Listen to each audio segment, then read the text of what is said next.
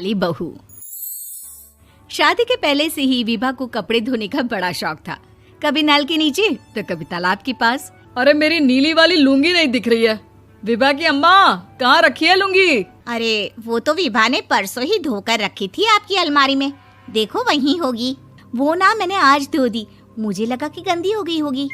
अरे कैसे गंदी हो गई थी, उसे तो मैंने पहना भी नहीं। हे भगवान, इस लड़की के कपड़े धोने की आदत से परेशान हो गया हूँ मैं।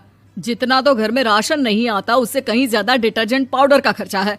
इसकी शादी करवा दो, शादी जाए अपने घर में ही करे काम, फिर चाहे घर के कपड़े धोने हो या पूरे गांव के।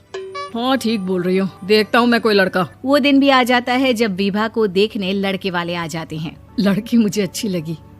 होने वाली सास कहती है, बेटी अगर कुछ पूछना है तो पूछ लो। वैसे तो हमारी लड़की बहुत ही शर्मीली है, जो बोल दो वो मान लेती है, इसे क्या पूछना होगा। अरे कैसी बात कर रही हो माँ, मुझे इन लोगों के घर रहना है, सवाल तो कई है। हाँ हाँ बेटा, पूछ लो ना, क्या पूछना है। आप लोगों के घर कपड़े कौन धोता है? सास का मुंह बन जाता है। देखो, अगर तुम ये कहना चाहती हो कि तुम्हें कपड़े धोने नहीं आते तो सुन लो, कपड़े मैं ही धोती हूँ, लेकिन तुम्हारे आ जाने के बाद मैं रुमाल तक नहीं धोऊंगी। अरे चुप रहना भाग्यवान, बहू बेचारी घर आई नहीं, उसे डराना शुरू कर दिया। वो क्या है ना बिटिया, अभी तक तो ये कल्लू की माँ ही धोती थी, लेकिन अब तुम्हारे पापा तो दहेज में वॉशिंग मशीन देंगे ही। तभी विभा की माँ बोल पड़ती है, सवाल भी पूछा तो क्या। वैसे भाई साहब, मशीन की तो फिर भी कपड़े धोने की कैपेसिटी होती है। मतलब जो बिटिया दे रहे हैं ना विभा, इसे कपड़े धोने का बहुत शौक है। ये आप लोगों के क्या, आस पड़ोस गांव मोहल्ले सबके कपड़े धो दे और उफ तक ना करे। बाहर देखा नहीं आपने कितने कपड़े सूख रहे हैं, सब हमारी बिटिया ने ही तो धोए हैं। बस भी करो ना माँ, शर्म आ रही इतनी तारीफ सुनकर। और तो और एक दाग निकाल कर दिखाओ तो मान जाओ। हाँ अच्छा, माफ करना बेटा, मैंने गलत समझा। हमें तो रिश्ता बहुत पसंद है। और ऐसे जुड़ जाता है रिश्ता कपड़े धोने का शौक रखने वाली विभा का। उसकी शादी हो जाती है कोयला फैक्ट्री में काम करने वाले कल्लू के साथ। शादी के बाद अचानक विभा चिल्लाती हुई सास के पास आती है। सासू माँ, अरे सासू माँ कहाँ है आप? ये तो धोखा है, धोखा दिया आप लोगों ने मुझे। इसे ससुर के चक्कर के बारे में पता चल गया। अरे तो उसमें तुझे क्यों धोखा मिला है? अरे नल में पानी नहीं आता, कपड़े कैसे कब धुलेंगे?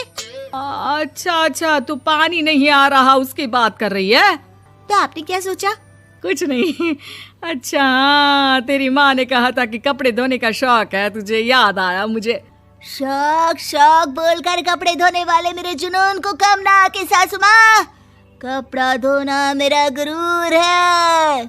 तभी पति भी वहाँ आ जाता है। अभी मैंने इसे सनी देओल की फिल्म दिखाई है, उसी के डायलॉग मार रही है माँ। अच्छा सुन, साफ साफ बता रही हूँ, पानी सुबह 4 से 6 और शाम को 10 से 12 आता है, समझी?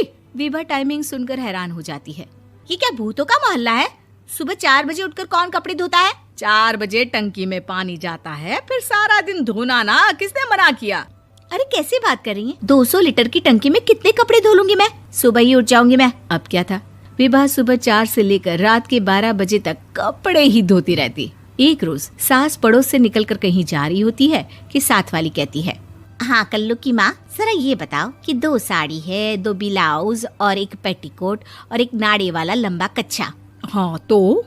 अरे तो क्या, कितना लोगी धुलाई ये बताओ। धोबन दिख रहे हैं हम क्या? हमारे पति सरकारी नौकरी से अभी रिटायर हुए हैं और बेटा सुपरवाइजर है कोयला फैक्ट्री में। धोबन समझ रखा है हमें। हाय रे कल्लू की अम्मा, माफ कर दो, वो तो मोहल्ले में यही सब बता रहे थे कि तुमने बहू को कपड़ा धुलवाने के काम में लगा दिया है। सास को पड़ोसन की बात सुनकर गुस्सा आ जाता है। वो घर पहुंचती है जहां घर के बाहर ही इतने सारे कपड़े सूख रहे होते हैं जितने कि किसी धोबन के घर पर। अरे ओ कल्लू की दुल्हन, बाहर निकल। माँ जी यहीं आ जाओ, बाथरूम में चादर धो रहे हैं हम। अरे अभी हम धोते हैं, तुमको बाहर निकलो। ये आस पड़ोस वाले बोल रहे हैं कि हम बहू से कपड़े धुलवा कर उसे कपड़ा धोने वाली बना दिए हैं। अरे छोड़ो ना माँ जी, किन लोगों की बातों में आती हो? आस पास के लोगों का तो काम ही होता है कि वो किसी तरह सास बहू को लड़ा दे। बहू सारे घर के कपड़े धोती है, ये क्या कम है? बोलिए। सास को भी लग जाता है कि वो बहू का ये सनकीपन नहीं छुड़वा सकती, इससे अच्छा है कि खुद ही चुप हो जाए।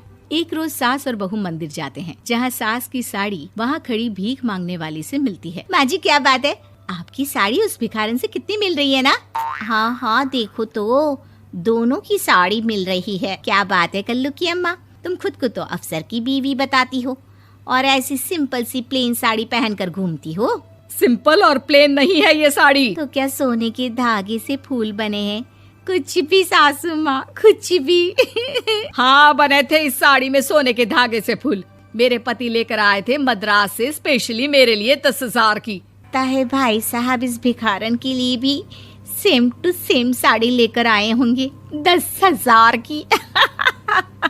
सास उस वक्त तो कुछ नहीं कहती, लेकिन बहू के साथ घर आती है और अलमारी से एल्बम निकाल कर लाती है। ये साड़ी देख रही है, ये वही साड़ी है जिसे मैंने अभी पहना था। इस साड़ी में ये जो चमकदार फूल दिख रहे हैं ना, ये सोने के धागों से काढ़े गए हैं। लेकिन तू लोकल वॉशिंग मशीन ब्रश से घिस घिस कर सारे फूलों को निकाल कर साड़ी प्लेन कर दी। मुझे माफ कर दीजिए सासू माँ। और तो और, जब मैंने तुझे तेरी गलती के लिए कुछ नहीं कहा, लेकिन तूने तो सबके सामने मेरा मजाक ही बना दिया। क्यों? बहू को समझ में आ जाता है कि अब से उसका कपड़े धोना बंद।